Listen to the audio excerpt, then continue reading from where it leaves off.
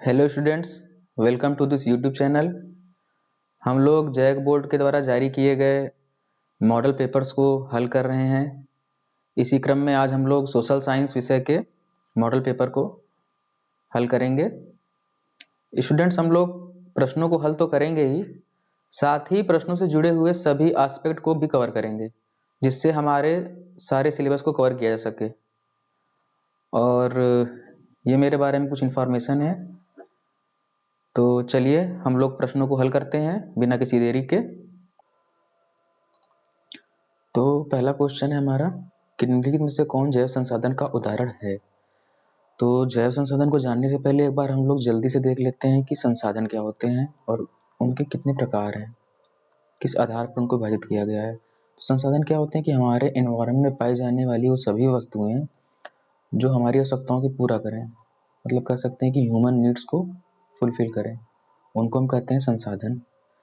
इनको संसाधन होने की मुख्यतः 3 शर्तें भी हैं कि जैसे इनके लिए टेक्नोलॉजी अवेलेबल होनी चाहिए, दूसरा है कि ये इकोनॉमिकल होने चाहिए, तीसरा है कि कल्चरली एक्सेप्टेबल होने चाहिए।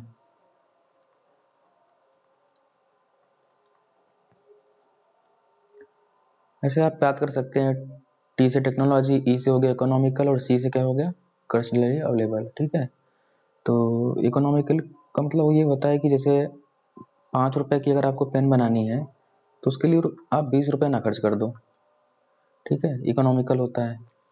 कल्चरली एक्सेप्टेड का मतलब होता है कि जो चीज़ समाज में जिसको स्वीकृति ना मिली हो, जैसे ऐसा नहीं कि आप जो है हाथी दांत के लिए हाथी को मार करके उसका व्यापार कर रहे हो, उसके दांत से खिलौने बना के बेच रहे हो।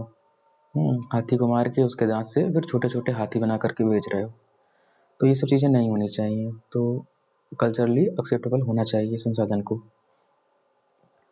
दूसरा क्या है कि इनको विभाजित किया गया है कुछ प्रमुख आधारों पर, जैसे उनमें एक हो गया आपका उत्पत्ति के आधार पर कि संसाधनों की ओरिजिन क्या है। दूसरा है जैसे समाप्यता के आधार पर। तीसरा है स्वामित्व के आधार पर। और एक होता है विकास के आधार पर। तो उत्पत्ति के आधार पर हम देखते हैं कि कोई भी संसाधन की उत्पत्ति कैसी हुई है।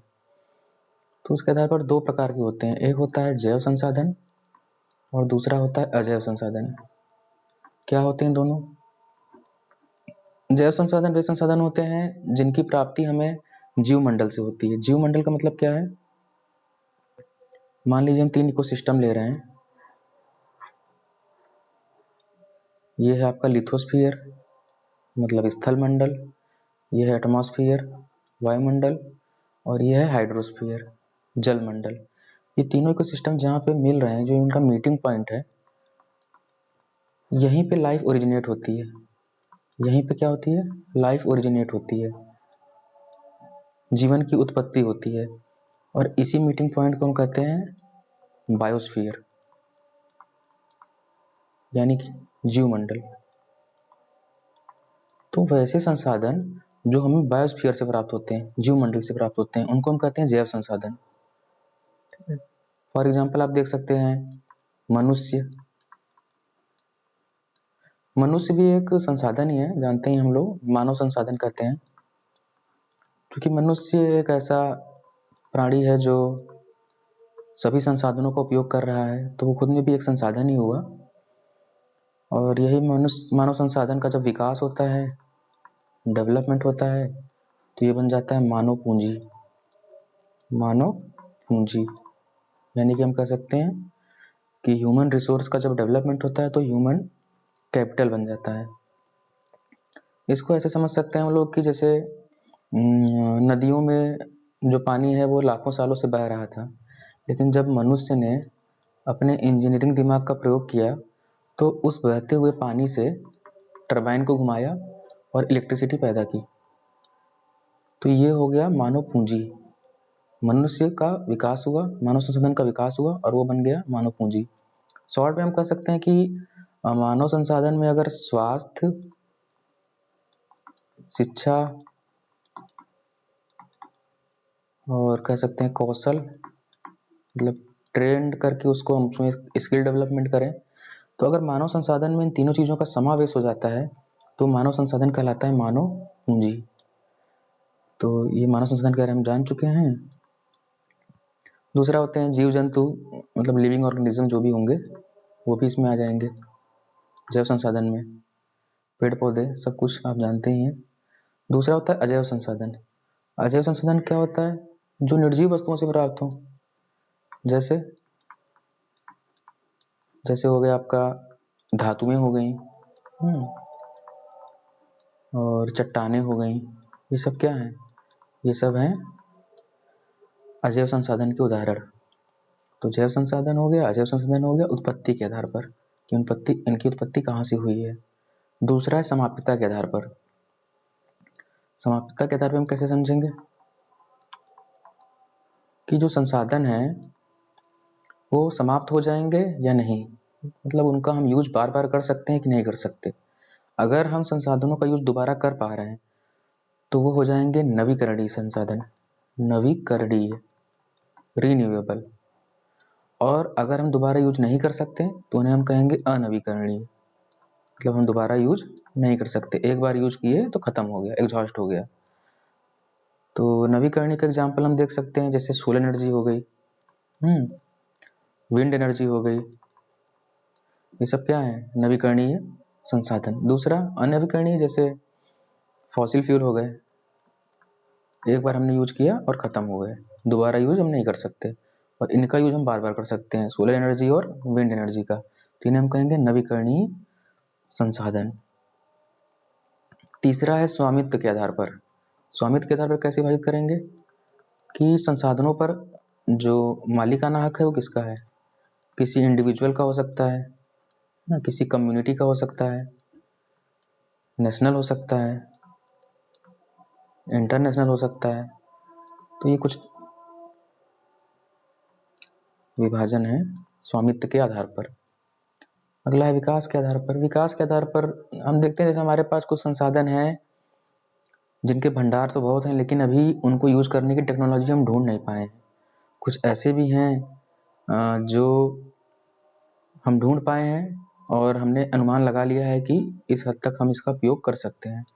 तो ऐसे हमने देखा कि 4 तरह से हमने विभाजित किया संसाधनों को और चारों के बारे में हमने डिस्कस कर लिया है। तो क्वेश्चन था हमारा कि निम्नलिखित में से कौन जैव संसाधन का उदाहरण है। तो जैव संसाधन कौन हुआ? जो जीवमंडल से प्राप्त होगा। जीवमंडल से प्राप्त होगा उसमें जीवन होगा। जैसे ऑप्शन हमारे देखेंगे तो मनुष्य क्या है? जैव संसाधन। जल अजैव हो जाएगा, सूर्य तप अजैव, लौह अयस्क अजैव। तो हमारा सही आंसर क्या होगा? मनुष्य। चलिए दूसरा क्वेश्चन देखते हैं।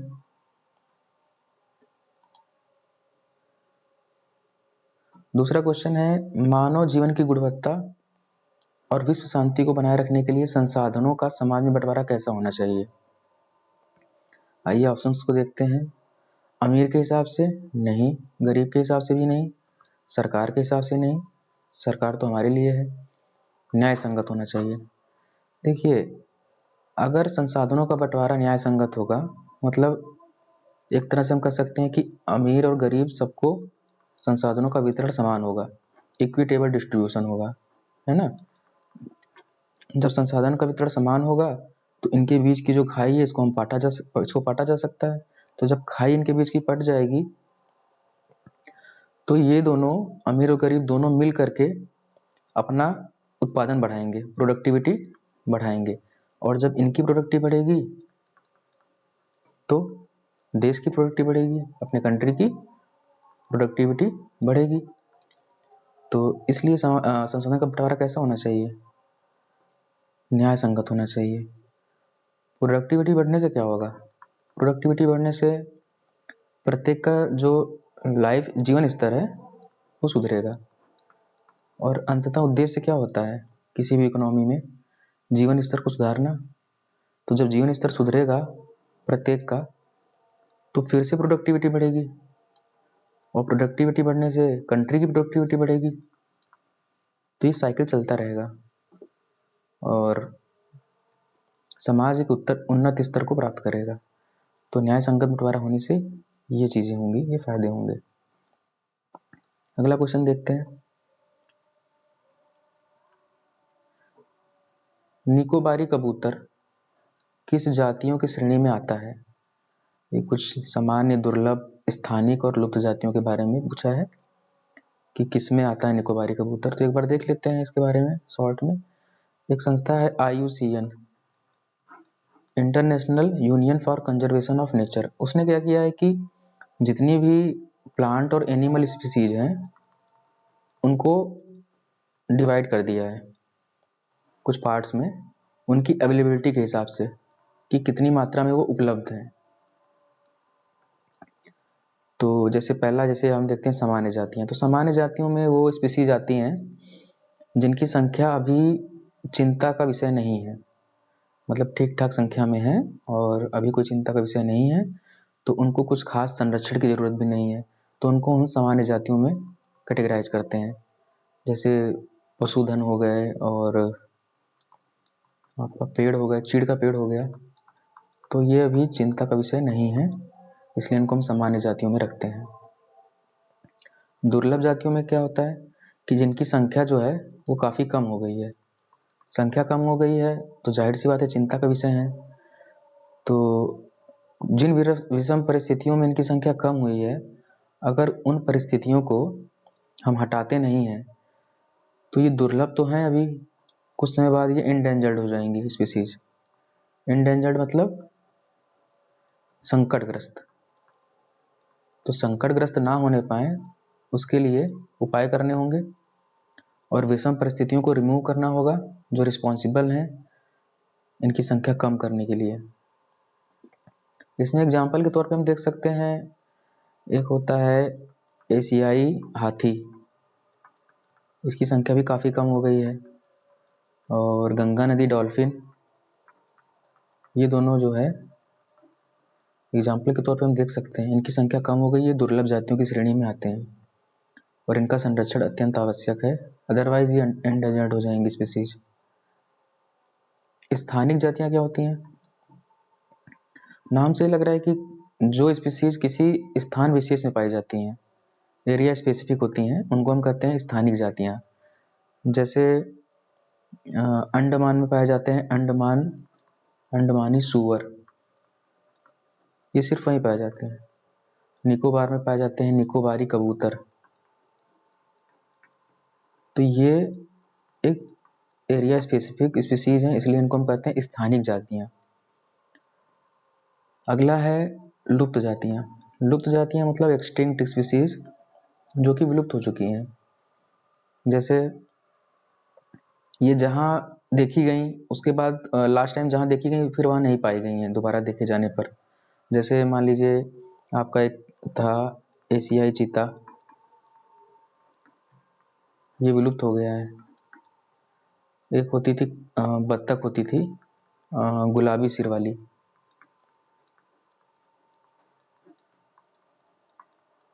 ये भी एक्सटिंक्ट हो गई है। तो ये ऐसी स्पीसीज हैं जो अपने निवास स्थान पर नहीं देखी गई हैं, तो इनको विलुप्त मान लिया गया है। इनका निवास स्थान एक क्षेत्र भी हो सकता है, प्रांत भी हो सकता है, देश भी हो सकता है, या ये भी हो सकता है कि पृथ्वी से ही विलुप्त हो गई हैं, जिनको हम कहते हैं विलुप्त जातियां या एक्सटिंक्ट स्पीसीज। हमारा क्वेश्चन था कि निकोबारी कबूतर किस जातियों की श्रेणी में आते हैं, तो हमने देखा कि ये एक स्थानिक जातियों की श्रेणी में आएंगे क्योंकि ये एक स्थान विशेष में पाए जाते हैं। तो हमारा आंसर होगा ऑप्शन सी, स्थानिक जातियां। बाकी के बारे में भी हमने डिस्कस कर लिया, एग्जाम्पल भी देख लिए। अगर इनके बारे में भी आपसे पूछा जाएगा तो आप आसानी से बता सकते हैं। अगला क्वेश्चन है, लिखित में से कौन सुमेलित नहीं है? महानदी, हीराकुंड परियोजना, टांका भूमिगत जल टैंक, इल्तुतमिश हौज खास। परियोजनाएं होती हैं, बहुत देशी परियोजनाएं वो सब होती हैं जो नदियों के ऊपर बनाई जाती हैं, बांध बना करके बड़े बड़े, बहुत से उद्देश्यों की पूर्ति के लिए। वो उद्देश्य कुछ भी हो सकते हैं, इरिगेशन हो सकता है परिपज उसका, या हो सकता है वाटर कंजर्वेशन, जल संरक्षण, है ना। इलेक्ट्रिसिटी का प्रोडक्शन हो सकता है, फ्लड कंट्रोल भी हो सकता है। तो ये सब होती हैं बहुउद्देशीय परियोजनाओं के लक्ष्य। तो कुछ बहुउद्देशीय परियोजनाओं में एक हीराकुंड परियोजना है, महानदी बेसिन पर है, बिल्कुल सही है ये तो ऑप्शन। इसका लक्ष्य था वाटर कंजर्वेशन और बाढ़ नियंत्रण इस परियोजना का उद्देश्य था। ये महानदी बेसिन पर है, ये बिल्कुल सही है। दूसरा है टांका भूमिगत जल टैंक, ये भी बिल्कुल सही है। टांका या टोंका भी कहते हैं इसको, जो पश्चिमी राजस्थान वाला एरिया है। यहाँ पर क्या है कि जमीन के अंदर बड़े बड़े टैंक बना देते हैं और उसमें क्या करते हैं, वर्षा के जल का संग्रहण करते हैं। मतलब एक ट्रेडिशनल मेथड था वर्षा जल संग्रहण का। तो ये जो पानी इकट्ठा होता था इसको फिर यूज करते थे।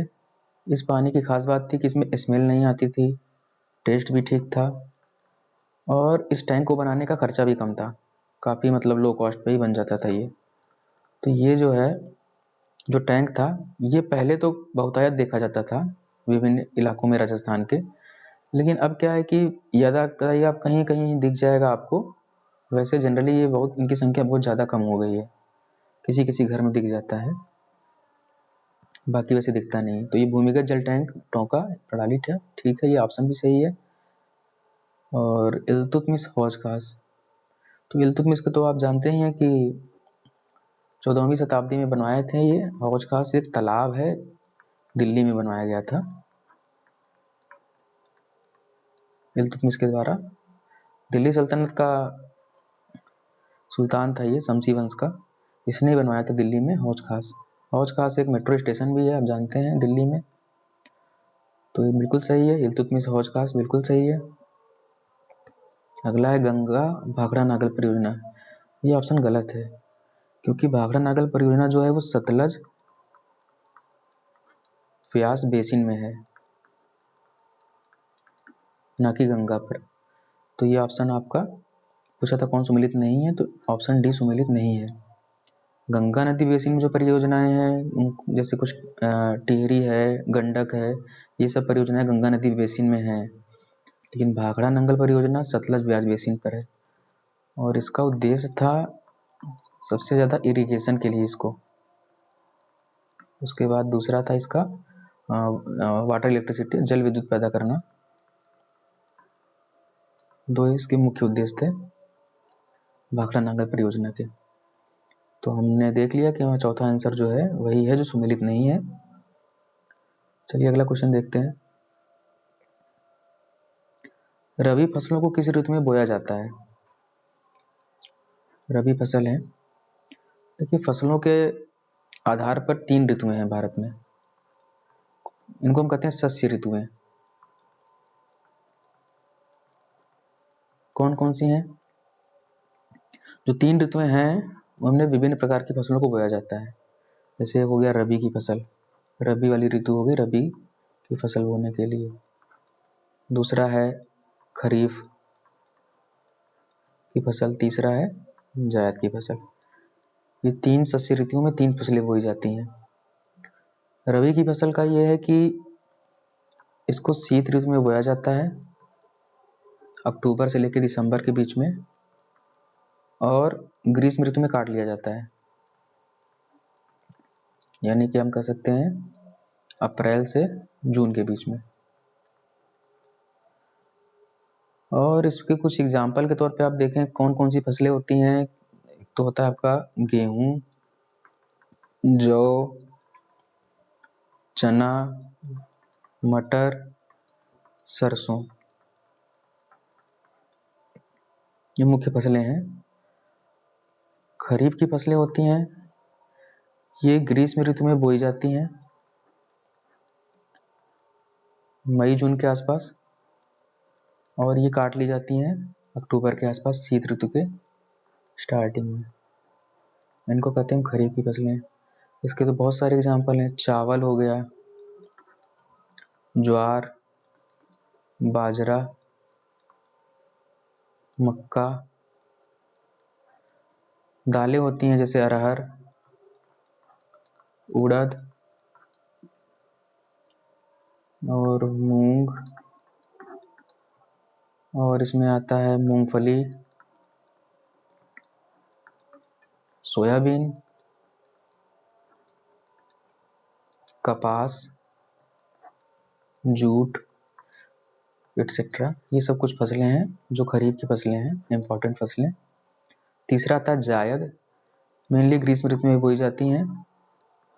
इसमें आते हैं आपका सब्जियां जाती हैं, और खीरा, और आता है आपका तरबूज,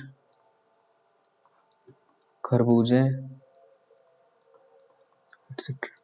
ये सब कुछ मुख्य फसलें हैं ग्रीष्म ऋतु की, जायद की फसलें। तो हमारा जो क्वेश्चन था कि रबी की फसलों को किस ऋतु में बोया जाता है, तो रबी की फसल को कब बोया जाता है? शीत ऋतु में। तो हमारा आंसर क्या हो जाएगा? ऑप्शन बी, शीत ऋतु। ऐसे याद करने के लिए आप याद कर सकते हैं, रबी से याद कर लीजिए रवि, और रवि मतलब होता है सूर्य, सूर्य का पर्यायवाची है। और सूर्य की जो किरणें हैं, सूर्य की जो धूप है, वो कब अच्छी लगती है? शीत ऋतु में, है ना। इसका मतलब रबी की फसल को कब बोया जाता है? शीत ऋतु में। तो याद करने के लिए ऐसे आप याद कर सकते हैं। ठीक है, अगला क्वेश्चन देखते हैं। चाय किस प्रकार की कृषि का उदाहरण है? चाय के बारे में पूछा है, देख लेते हैं कौन कौन सी कृषि दिया हुआ है। जीवन निर्वाह कृषि। जीवन निर्वाह कृषि क्या होती है? नाम से पता चल रहा है कि इसमें कोई किसान जो फसल उगाता है, उसका मुख्य उद्देश्य होता है कि परिवार का भरण पोषण हो जाए, परिवार का पेट पल जाए, इसलिए जो है ये खेती करता है। तो इसको कहते हैं जीवन निर्वाह कृषि। उतना ही उपजाया जाएगा जिससे कि परिवार का भरण पोषण हो सके। तो ये अधिकतर देखा जाता है कि छोटे क्षेत्र में होती है कृषि, छोटे से भाग पर, और मानसून पर डिपेंडेंट होती है। दूसरा इसमें कि उर्वरक का उपयोग, रासायनिक उर्वरक का प्रयोग प्रायः नहीं करते हैं किसान, छोटे किसान होते हैं, तो ये प्राकृतिक उर्वरता पर ही डिपेंड करते हैं। मिट्टी की प्राकृतिक उर्वरता पर डिपेंड करते हैं इनकी कृषि। प्रारंभिक कृषि मतलब स्टार्टिंग कृषि के प्रारंभिक दौर में कृषियाँ जो होती थी, खेती, वो जैसे उसमें लकड़ी के हल यूज होते थे, एक डाव होता है वो यूज होता था खेती करने के लिए। ये भी ऐसे ही होती थी छोटे क्षेत्र पर, मानसून डिपेंडेंट होती थी ये भी। और इसमें भी मुख्य उद्देश्य रहता था कि परिवार का पालन पोषण हो सके ठीक से, तो परिवार के लोग ही मिलकर के खेती करते थे। तीसरा है रोपड़ कृषि। रोपड़ कृषि एक प्रकार की वाणिज्यिक कृषि है। वाणिज्यिक कृषि क्या होती है? वाणिज्यिक कृषि ऐसी कृषि को कहते हैं जिसका उद्देश्य होता है बिक्री करना, जो बेचने के लिए होती है। जैसे जैसे चाय हो गया, कॉफी हो गया, और क्या हो गया, रबड़ हो गया, गन्ना हो गया। तो ये सब कुछ ऐसी फसलें हैं जिनका उत्पादन ही किया जाता है बिक्री करने के लिए, बिजनेस पर्पज से इनका उत्पादन होता है। और इनका जो जैसे इनके लिए कुछ फिक्स होता है कि जलवायु ऐसी होनी चाहिए, जैसे उष्णकटिबंधीय या उपोष्ण रहनी चाहिए जलवायु।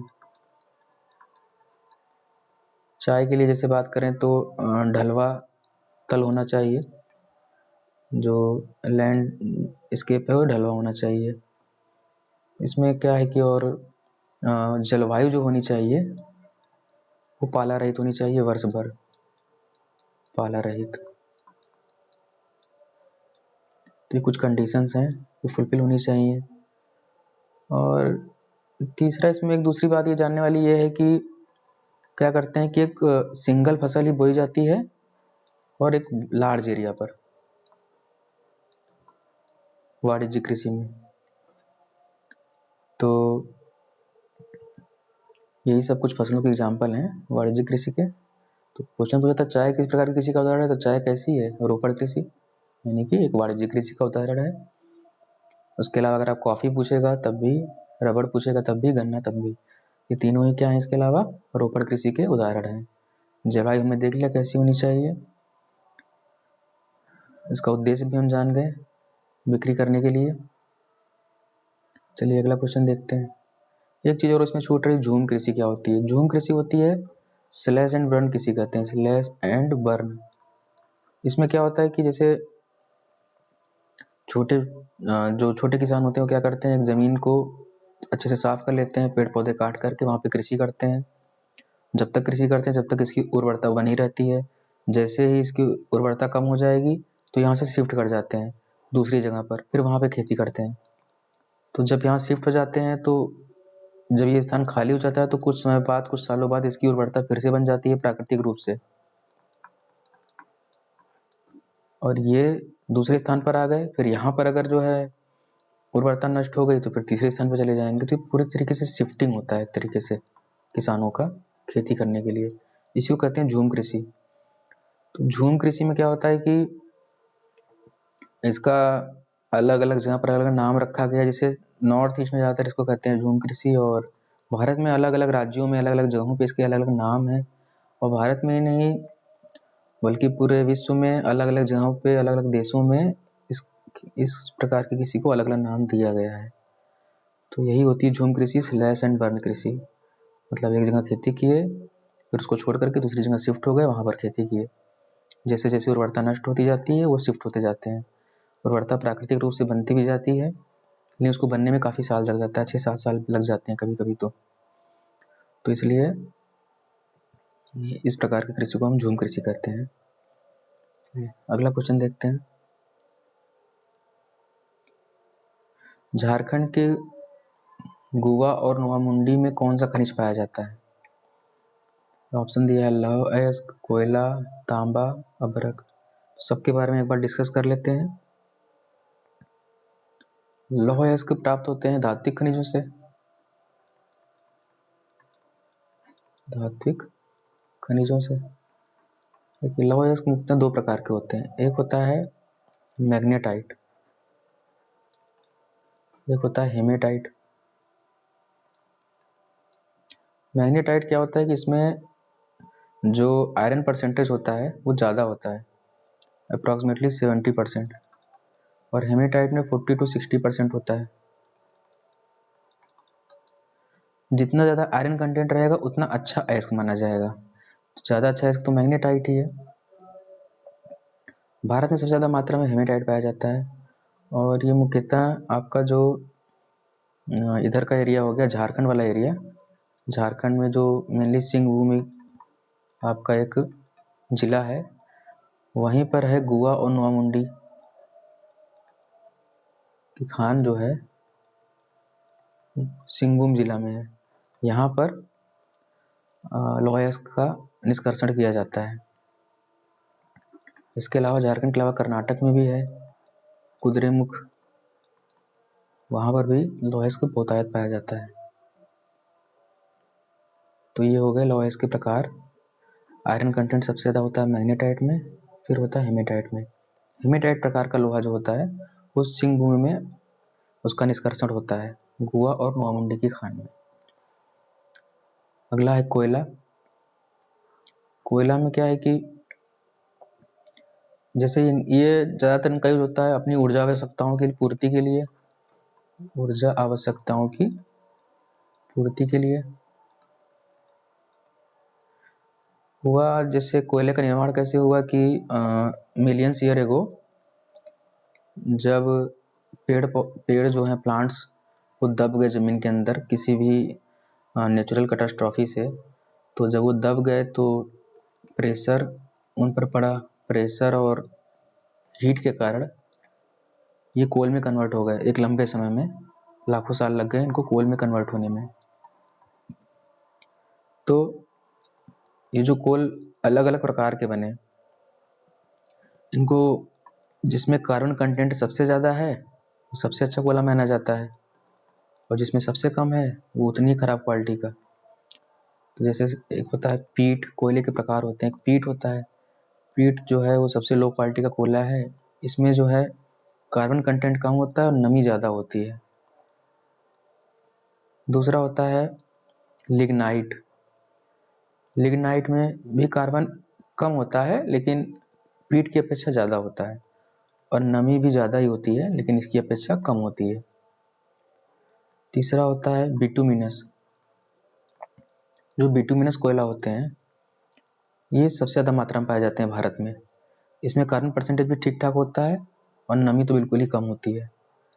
ठीक है, तो ये सबसे ज़्यादा मात्रा में सबसे लोकप्रिय कोयला है भारत में, बिटुमिनस। चौथा सबसे बेस्ट क्वालिटी का कोयला होता है, उसको कहते हैं एंथ्रेसाइट। एंथ्रेसाइट कोल, इसमें सबसे ज़्यादा परसेंटेज होता है कार्बन का, सबसे ज़्यादा, सबसे बेस्ट क्वालिटी का होता है। हिमालयी एरिया में कुछ पाए जाते हैं, इनका बहुत ज़्यादा भंडार नहीं है भारत में। सबसे ज़्यादा भंडार है इसी का, बिटुमिनस का, और यूज करने के लिए काफ़ी अच्छा कोयला है ये, काफ़ी लोकप्रिय कोयला है। तो कार्बन कंटेंट के हिसाब से कोल को हमने 4 पार्ट में डिवाइड किया है, चारों के हमने नाम देख लिए। और भारत में देखा जाए तो ये जो आपका बोकारो, झरिया के खाने, ये सब जो हैं कोयले के उत्पादन के लिए बहुत फेमस है। जानने वाली बात ये भी है कि जितने कोयले का रिजर्व है इंडिया में, उसका 98% रिजर्व अकेले गोंडवाना कोल फील्ड से प्राप्त होता है। 98%। कहाँ से? गोंडवाना कोल फील्ड से। अगला है तांबा। तांबा का क्या होता है कि इसका यूज हम कहाँ करते हैं? इसका यूज होता है तार बनाने में, इलेक्ट्रिसिटी के, इलेक्ट्रॉनिक्स में यूज होता है इसका। इसका अगर भंडार की बात करें तो एक बालाघाट करके है, बालाघाट के खाने हैं एमपी में, यहाँ पे अधिक मात्रा में इसका भंडार पाया जाता है, लगभग 52%। उसके अलावा जो है एक खेतड़ी है राजस्थान में, वहाँ पे भी बहुतायत मात्रा में होता था ये। तो ये सब कुछ फेमस। और झारखंड में भी जो सिंहभूम जिला हम बात कर रहे थे जिसकी, वहाँ पर भी इसका उत्पादन होता है कोयले का। तो 3 मेजर एरियाज हैं जहाँ पर तांबा पाया जाता है। अगला है अभ्रक। अभ्रक के बारे में देख लेते हैं हम लोग। अभ्रक क्या होता है? अभ्रक होता है अधात्विक खनिज। अधात्विक खनिज होता है इसका यूज, ये होता है high voltage resistance, high voltage resistance होता है, इसलिए इसका यूज हम करते हैं ज़्यादातर करके हम इलेक्ट्रॉनिक्स में, और जो भी बिजली से संबंधित चीज़ें हैं इसमें हम इसका यूज करते हैं। इसके जो ये इसका भंडार जो है, ये आप जो छोटा नागपुर वाला एरिया है उसके नॉर्थ में इसका बहुत ज़्यादा मात्रा में भंडार पाया जाता है। ये जो आपका गया, कोडरमा, गया, हजारीबाग वाला जो बेल्ट है, वहाँ पर इसकी अधिक मात्रा में इसके भंडार पाए गए हैं, और वहाँ से ये मतलब मेन बेल्ट है इसके प्रोडक्शन का, अभ्रक के। तो ये कुछ हमारे जो है खनिज थे जिनको हमने देख लिया। पूछा था गोवा और नोवामुंडी में कौन सा खनिज पाया जाता है, तो लौह अयस्क पाया जाता है। लौह अयस्क में भी कौन से प्रकार का? हेमेटाइट प्रकार का। ठीक है, अगला देखते हैं हम लोग। लिखित में से किसका परिवहन पाइपलाइन द्वारा होता है? ये पाइपलाइन द्वारा जो है, पाइपलाइन का जो शुरुआती हुई थी तो पानी के परिवहन के लिए हुई थी, शहरों में और उद्योगों में पानी पहुंचाने के लिए पाइप के माध्यम से। अब क्या हो गया, इसका विस्तार हो गया है, अब कच्चा तेल हो गया, पेट्रोल उत्पाद हो गए,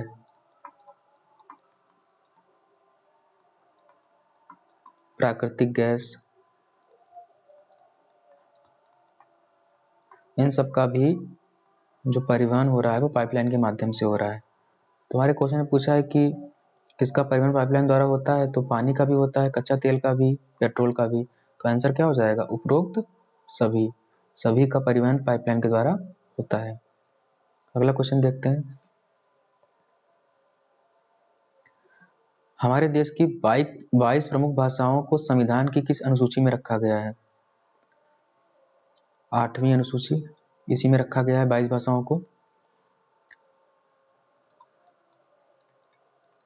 कितनी अनुसूचियां हैं संविधान में? टोटल 12 अनुसूचियां हैं,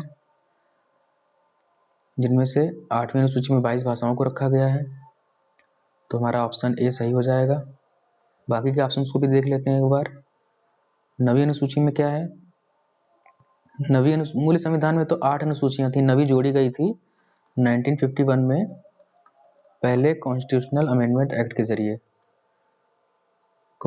ये अनुसूची संबंधित थी कृषि सुधार से। 7वीं अनुसूची में क्या है?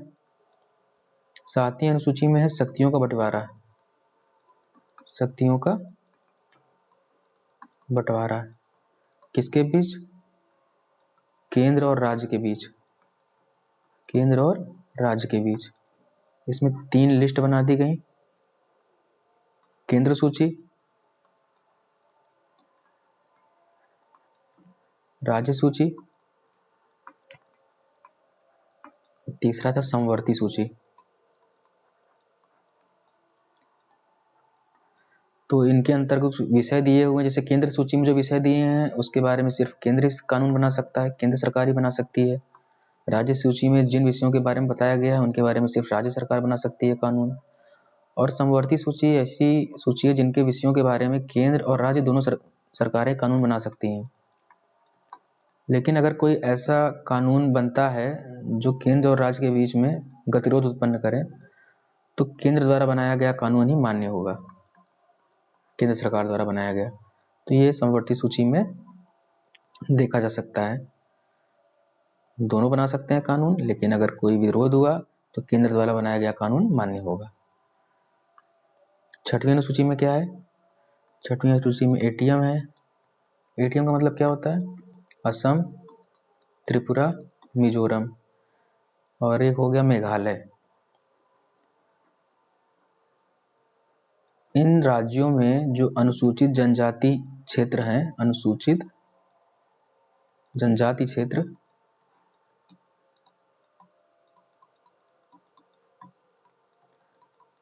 इसके प्रशासन के बारे में बात कही गई है 6वीं अनुसूची में। तो हमारे चारों हमने देख लिया, ऑप्शंस को डिस्कस कर लिया। अगला देखते हैं। तो 10वां क्वेश्चन है कि स्थानीय शासन व्यवस्था में कितना पद महिलाओं के लिए आरक्षित है? तो स्थानीय शासन व्यवस्था होती क्या, एक बार देख लेते हैं हम लोग। देखिए, केंद्र सरकारें और राज्य सरकारें अपना काम ठीक तरीके से कर रही थी, लेकिन ऐसा महसूस किया गया कि बहुत सारे मुद्दे ऐसे होते हैं जिनका निपटारा वहाँ के लोकल लोगों के द्वारा बहुत बेहतर ढंग से किया जाता है ना। लोकल लोगों के द्वारा बेहतर तरीके से हो सकता है। तो इसके लिए क्या किया गया कि स्थानीय सरकार गठन करने की बात की गई।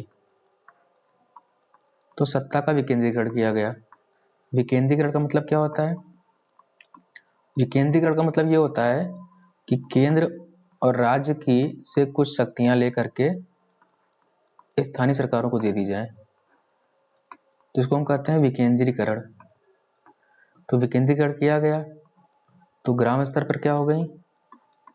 ग्राम पंचायत,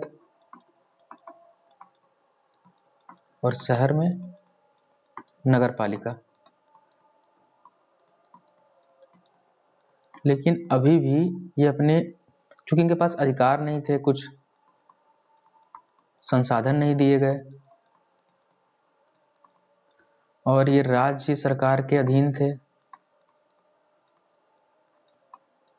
इस कारण ये बेहतर तरीके से इफिशिएंटली वर्क नहीं कर पा रहे थे। तो क्या हुआ कि 1992 में 2 अमेंडमेंट हुए, 73rd और 74th। इसके तहत क्या हुआ कि इनको और व्यापक बना दिया गया, इनकी शक्तियों को। एक स्टेट इलेक्शन कमीशन का गठन किया गया, राज्य चुनाव आयोग का। चुनाव नियमित तरीके से होने लगे।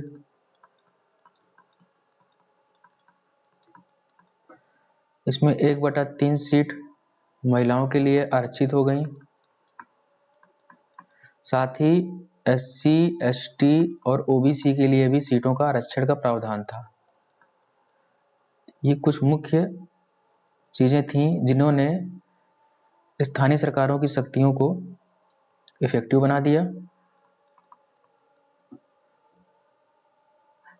और इसका थोड़ा सा एक्सपेंशन कर दिया शक्तियों का। तो स्थानीय सरकारें क्या हो गई? पावरफुल हो गई पहले से ज़्यादा और इफेक्टिव हो गई। तो फिर अपना काम ठीक तरीके से एफिशिएंटली वो कर पाने लगी। तो हमारे क्वेश्चन था कि स्थानीय शासन व्यवस्था में कितना पद महिलाओं के लिए आरक्षित है? तो आंसर क्या हो जाएगा? 1/3। पहला ऑप्शन सही है। तो स्टूडेंट्स, इस तरीके से हम लोगों ने 10 क्वेश्चन को सॉल्व किया है ऑब्जेक्टिव। हालांकि संख्या के मामले में तो ये 10 ही हैं, लेकिन इन्फॉर्मेशन के मामले में ये कहीं ज़्यादा हैं और इनको आप देख लीजिएगा। कोई अगर क्वेरी हो, कोई डाउट हो तो उसको कमेंट करिएगा, हम जल्दी से ही उसको सॉल्यूशन देंगे जितना जल्दी हो सकेगा। और बाकी के क्वेश्चंस को हम अगले वीडियो में हल करेंगे। तब तक के लिए धन्यवाद।